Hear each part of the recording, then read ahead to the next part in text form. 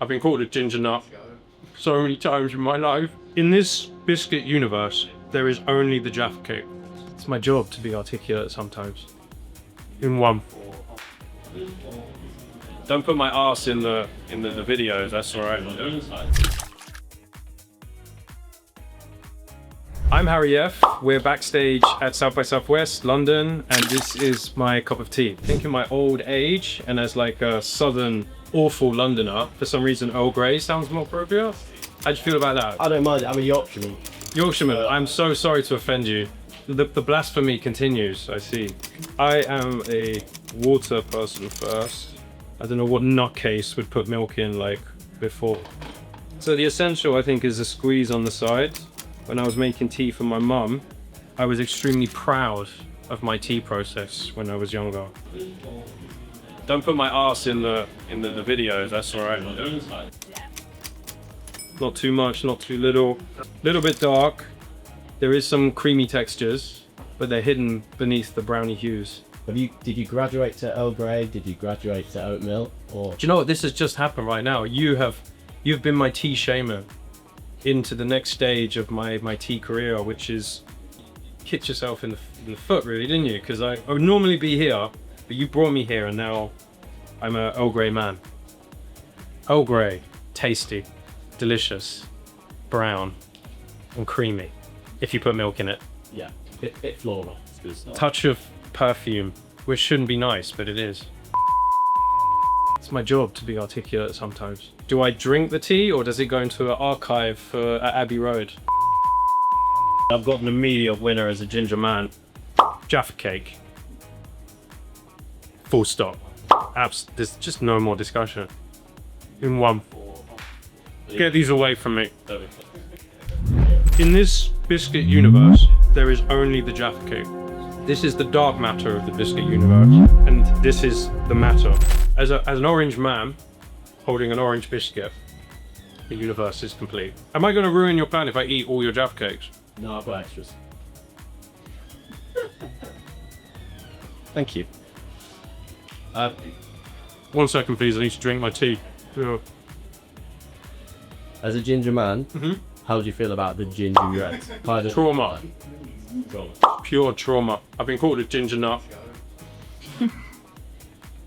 so many times in my life, and you were trying to avoid it. How does this, like a break from work or projects, how does that change? Has that evolved throughout your career? Like, I diagnosed dyslexic ADHD when I was a little kid. Like, rest and dopamine, like, that's actually been a really, really complex issue. But I think, like, finding little rituals, little things that will allow me just to feel content and in peace. Sometimes, like, when I actually do have to sit down and stop, which I've gotten much better in my old age.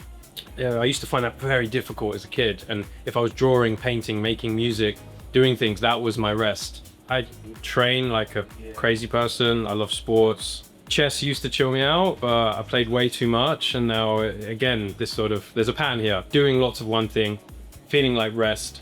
I enjoy any little ritual that I can find that will stimulate my brain. To start the other side very quickly, the way that I tend to work is I triangulate. So in my studio, I'll have like my email set up, I'll have a canvas, I'll have my Ableton open, and then I'll have we've got like a big screen in the studio, which I'll have my visual systems there, and I'll literally go round and round and round and round.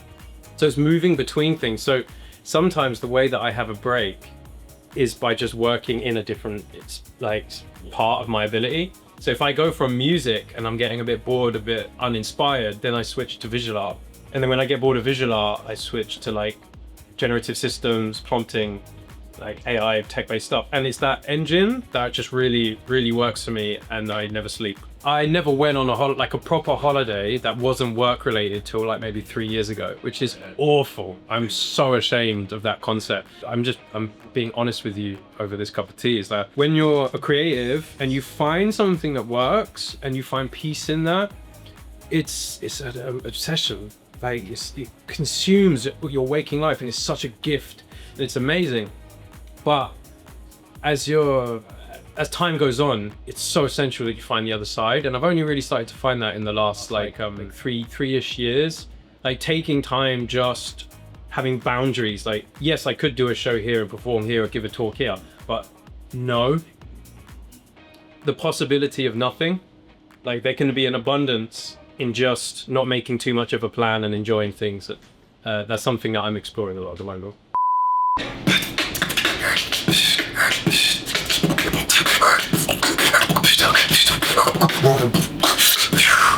Goodbye.